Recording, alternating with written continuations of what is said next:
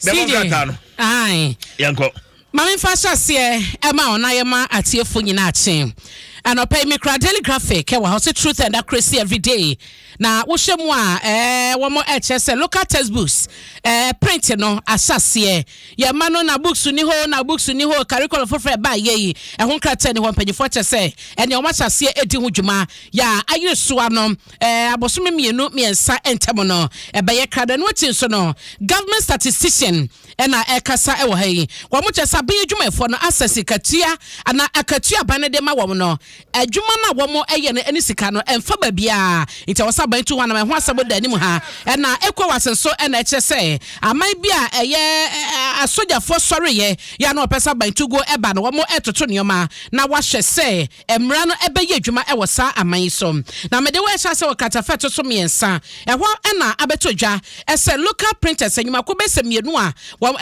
enum a wo print enkrata ne enwoma yema no edi besua de wo new curriculum a aye Ghana Education Service and the Minister of Education Ediaba no maso bujuma diase wa mo chese enyumako no G Pack Limited ya enonom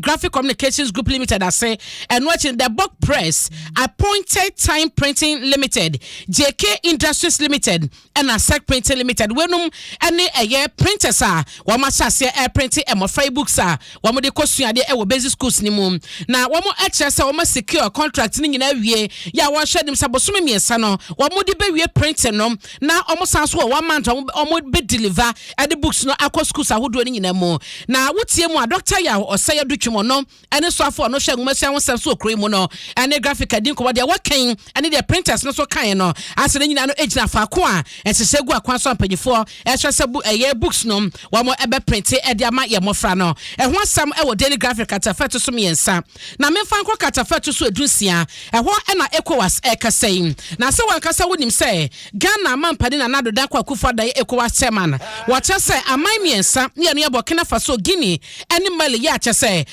womo amamro mo didi dwuma na nipa bia bo atoaguo na womo aya abantugo ho enu anamontuo bi wo ho no womo hwe se sa enyo nyina betumi adanchen na womo de emra amamra no adi dwuma e wa miensa nyina esom wache mo se ade bia ne na mo bia wo so butuo no wabugu so ya wotu hwe se ne papa mu no enema abedida ne kwamu na six extraordinary summit ECOWAS authority heads of state no edit so and ya Ghana ha ya Jubilee House and na dwumade no kosta na memenda and mampade de sa assurance no ema ye as ECOWAS chairman no wantena se ema sadua emfo na kwan bi obefa so a wo mo beko back e de wo mo emra akoye adwuma na ban tugo ni asojafo ne oma ye ekoso no ne nyina no aye abakosam e de ama wo mo eno so ho asem katafeto so edunsia na government statistician Professor Samuel Kwabena anim ena wono so ekasa e wo he wase wo kwa abai enyuma mu aye ministries and agencies awodo no enipe wo ma eye adwuma na katuo mo agie no adwuma wo mo eye no bosu bia no ene katuo no emfa enti we no wode eye adesepa na eto aban nanim ene wono so kọ no ese won hwese public productivity committee ya wo mo ebetibie e wo parliament na be hwese sa adwumade we no ebekwa so kọ parliament a say the public accounts committee no wo mo hwese ministries departments and agencies no wo mo nyina eyo madwuma pepepe na adwuma na wo mo eye no eso kata wo mo ege no se aban no enhwe ne saa esansa aban adwuma efo bebre sika aban di to mo kaye bebre nanso no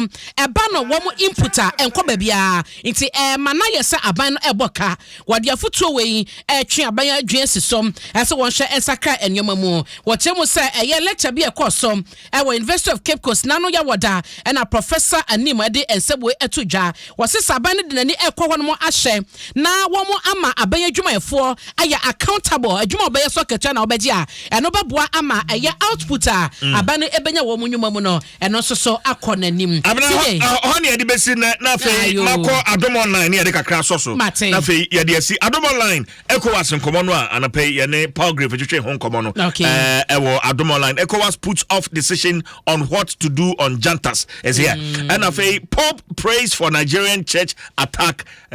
victims Pope Francis very sad why sorry abompaye de ama wo mo na asofo baby one joy for na twetwe nkomo just any boyfriend and kunu the boyfriend what the laptop wire and I know what the gwa no aduane ma me na boyfriend the boy no so for okay what share that experience no I've watched the video and